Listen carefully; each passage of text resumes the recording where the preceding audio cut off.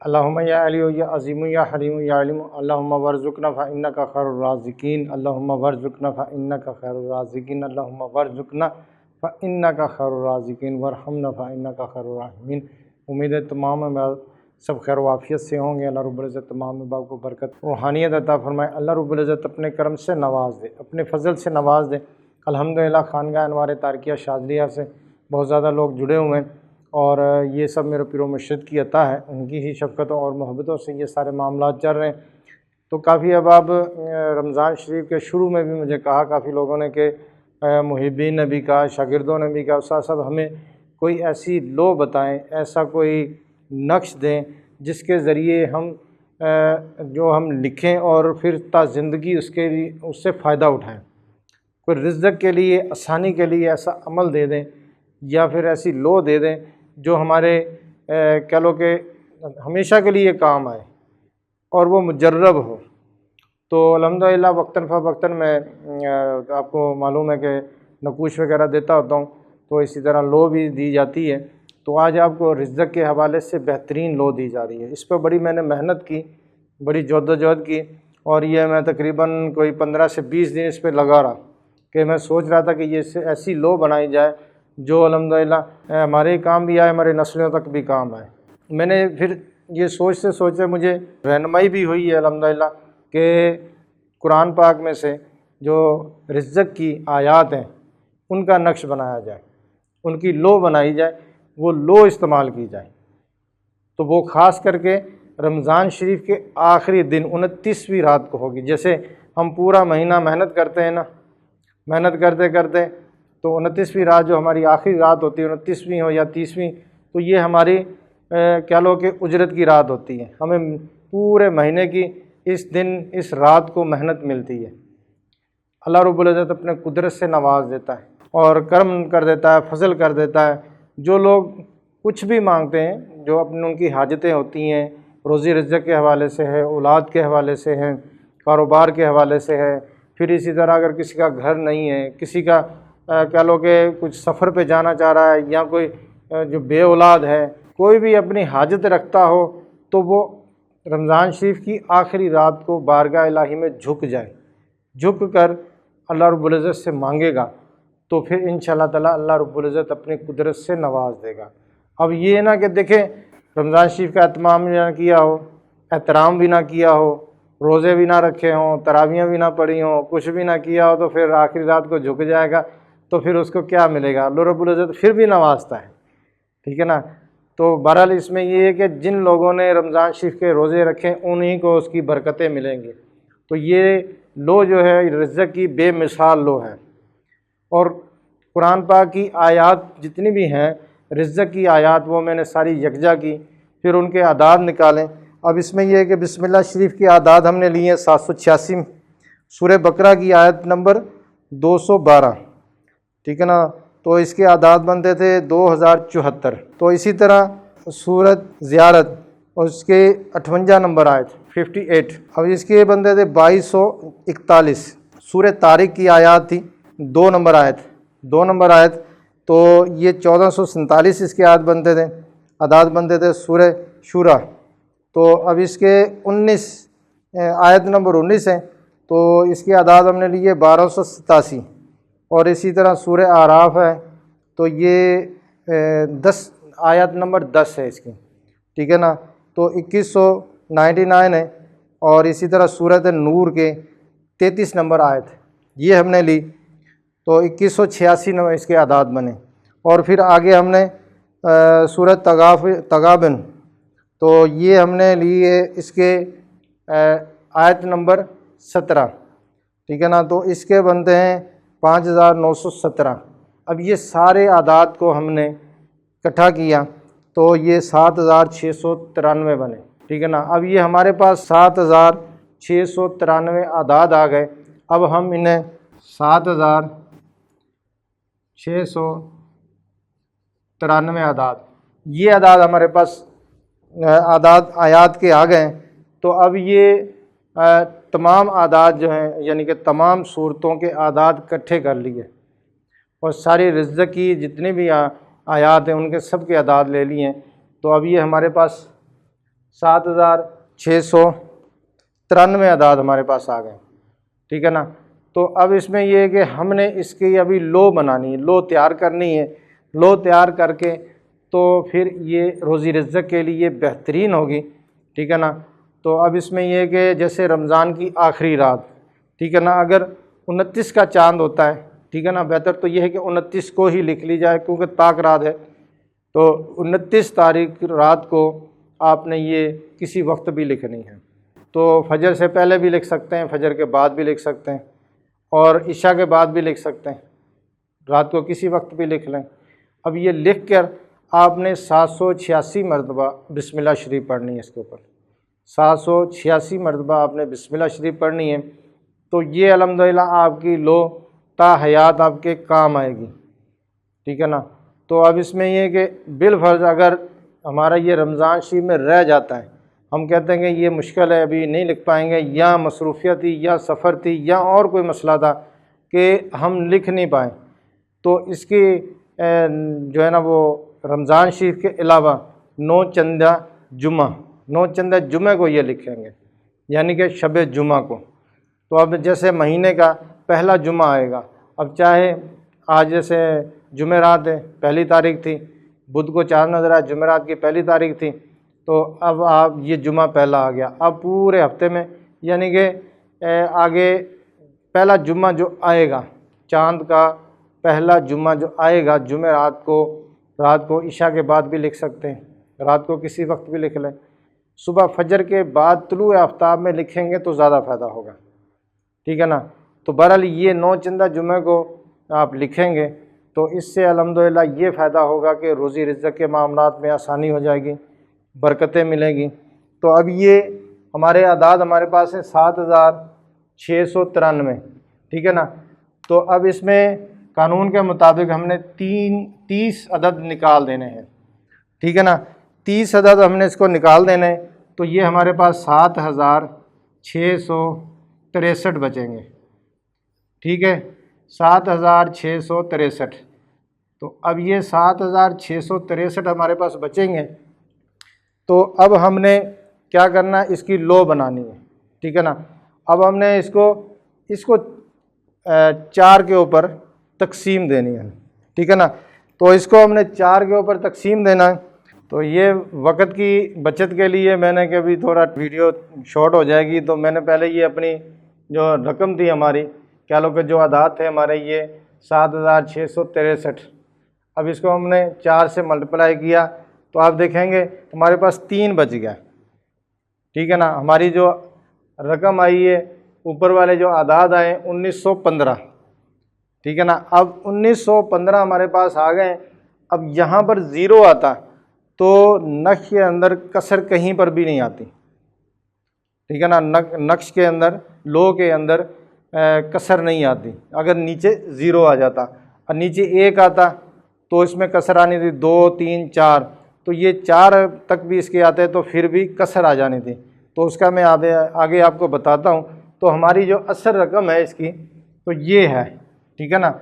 असल ये हमारा पहला हिस्सा है। अब हमने इसका नक्श बनाना है, ठीक है ना। ये हमारे आदाद आ गए, तो हमने इसको आगे नक्श बनाना। तो मैं वक्त की किल्लत के लिए मैं इसको दोबारा जो है ना नक्श बना लेता हूँ।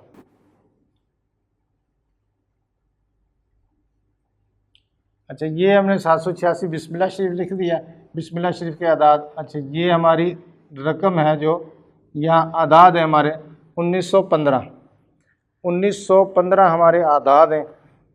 अब ये हमारे कम से कम आदाद है, यही हमारे नक्श की चाल बनेगी, ठीक है ना। सबसे पहले हमने खाना नंबर 1 में ये लिखना है।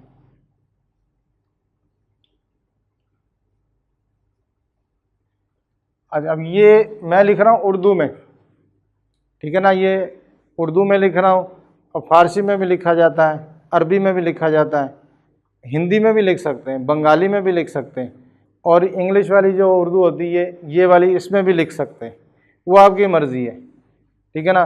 तो इसमें यह है कि नकूश के हवाले से, आप लो के हवाले से कहीं पर भी देखेंगे तो कहीं ऐसा नहीं लिखा हुआ कि आपने इसी ज़ुबान में लिखना है, ठीक है ना। वो आप अपनी मादरी ज़ुबान में भी लिख सकते हैं, क्योंकि जब आप इसको लिखेंगे, समझेंगे, आप जब आप समझेंगे, तसव्वुर करके लिखेंगे तो ये काम करेगा।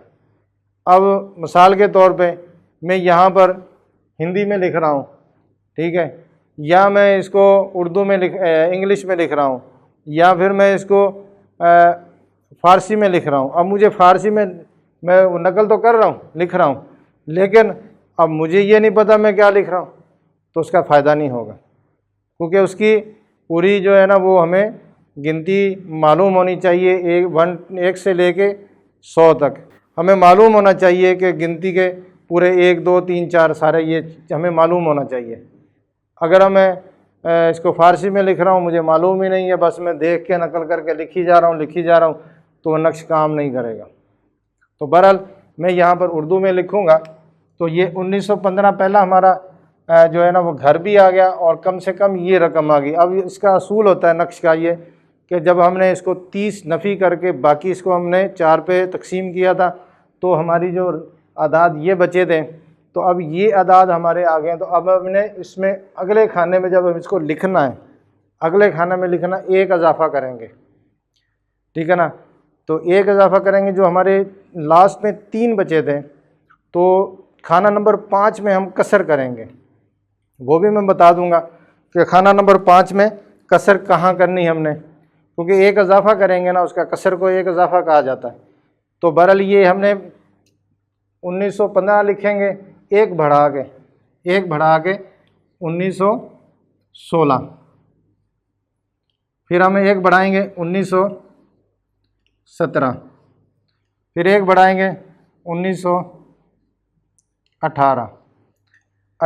ये देखें, खाना नंबर 1 2 3 ये 4, ये खाना नंबर 4 आ गया। खाना नंबर 5, खाना नंबर 5 में हमने इसका 1900, यहाँ 18 था, 1919 आना था यहाँ पे, ठीक है ना। हमने एक बढ़ा के लिखना था, लेकिन यहाँ 5वें, क्योंकि ये हमने जब तकसीम दिया था तो 3 बच गया था। 3 का मतलब ये होगा हमने 5वें खाने में कसर करनी है, एक बढ़ाना है, तो ये हमारे आदाद पूरे होंगे। अब यहाँ पर मैं लिखूँगा 1920, ठीक हो गया। अब ये 1920 आ गया, ये हमारा 5वां खाना, ये हमारी कसर है, ठीक है। तो अब ये हम इस तरह इसमें भरते जाएंगे, ये 5वां खाना है, ये 6ठा खाना है, 1921, 1922, ठीक हो गया। अब ये हमारा 1922 आ गया यहाँ पर, तो 1923। अच्छा, ये हमारा खाना 8वां है और इधर 9वां खाना होगा, ये 1924, ठीक हो गया। खाना नंबर 1 2 3 4 5 6 7 8 और 9, ये हमारा 9वां खाना है, ठीक है ना। अब इसमें हमने एक बढ़ा के लिख दिया। अब ये हमारा 10वां खाना है, ठीक हो गया। ये 11वां खाना है, 25 था, यहाँ हमें 26 लिखेंगे, ठीक हो गया। तो ये हमारा अगला खाना है 27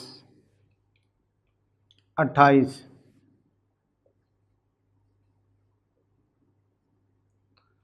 29, ठीक हो गया। और ये हमारा 1930, और ये हमारा 16वां खाना आ गया, लास्ट आखिरी खाना, ठीक है जी। अब ये हमारा नक्श भरा गया है, तो यही नक्श की चाल होती है, ये आतिशी चाल है।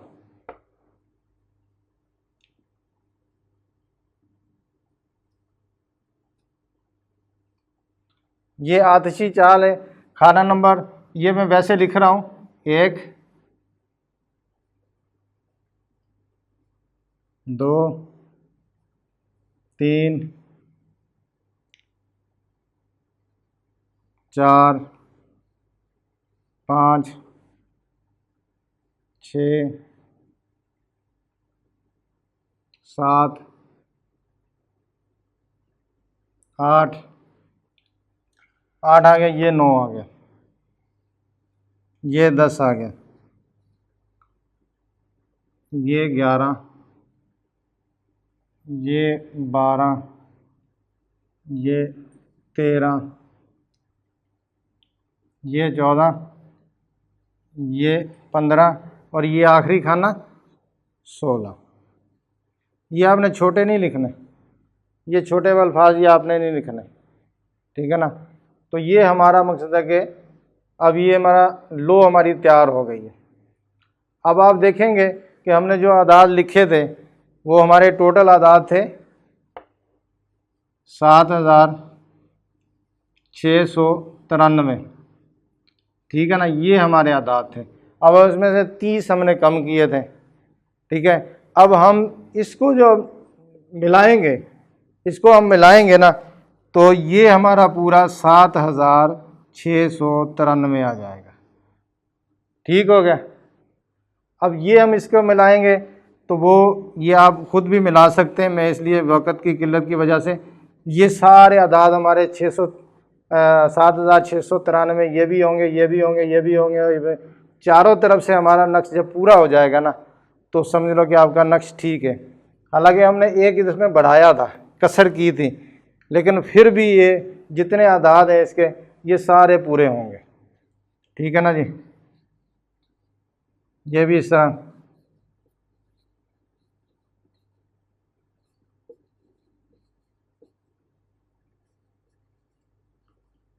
इसको मैंने चेक किया था, आप भी चेक कर सकते हैं, ठीक है। अब ये हमारे इतने आदाद, हम ऐसे इसको जमा करते आएंगे, इधर आके ये इतने बन जाएंगे, ऐसे जमा करते आएंगे इतने बनेंगे, ऐसे जमा करेंगे तो ये हमारे 7693 बनेंगे, ठीक हो गया।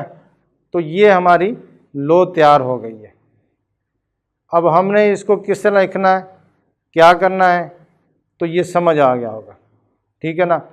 अब कैसे हमने, जब हमने सबसे पहले इसकी जो कम तादाद है वो आपने ये नोट करनी, बाकी तो मैंने जब तकसीम सारा कुछ कर दिया। तो ये हमारी लो अल्हम्दुलिल्लाह तैयार हो चुकी है। तो ये आप देख रहे होंगे कि ये हमने इसी तरह लिखना है। तो हमारा ये खाना नंबर 1 है, 2, 3, 4, 5, ठीक है ना, 6, 7, 8, 9, 10, 11, 12, 13, 14, 15 और ये आखिरी खाना 16, ठीक है ना। अब ये हमारी लो तैयार हो चुकी है। तो अब इसमें क्या करना है कि हमने अब इसको ज़ाफ़रानी स्याही से लिखना है।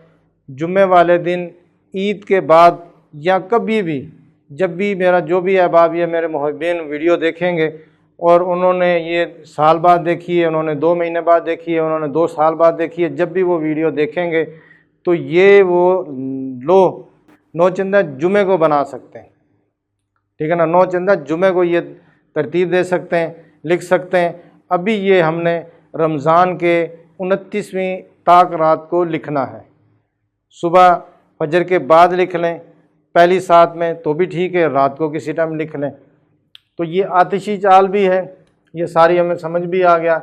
और अब इसमें तरकीब इस तरह करनी है कि आपने इसको सबसे पहले दोबारा मैं थोड़ा सा रिपीट कर देता हूँ, थोड़ा समझ में आ जाए। ये 786 पहले लिखना, यानी डब्बे बनाने, फिर 786 लिखना, फिर ये हमने पूरा तरतीब इसी तरह देना। छोटे आदाद, सबसे छोटे आदाद है 1915, इसमें एक एक इजाफा करते जाएंगे तो हमारी ये पूरा नक्श बन जाएगा।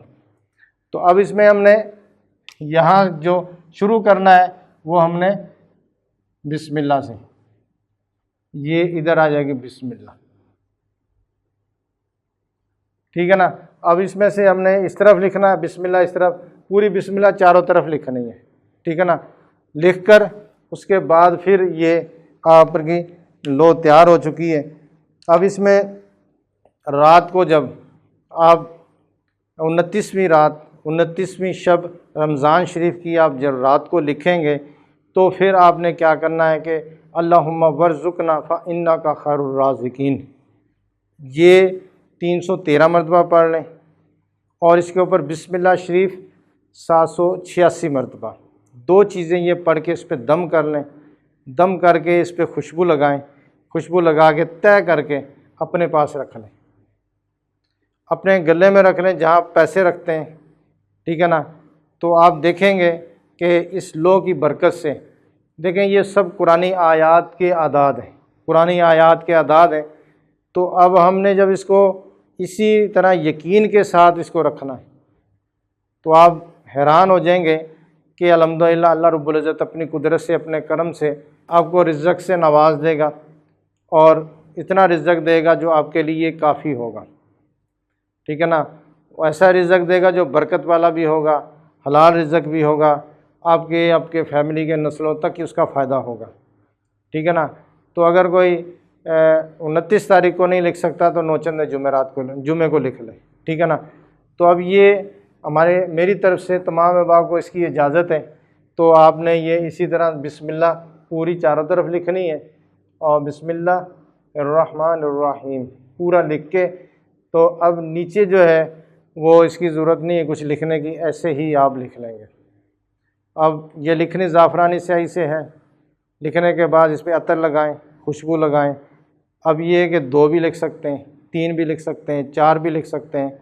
अब मिसाल के तौर पे हमारे बहन भाई हैं, रिश्तेदार हैं, तो हमें मालूम होता है कि उनकी हालात ठीक नहीं है, कारोबार ठीक नहीं है, वो बेचारे परेशान हैं, तो हम क्या करेंगे, उसको लिख के दे देंगे।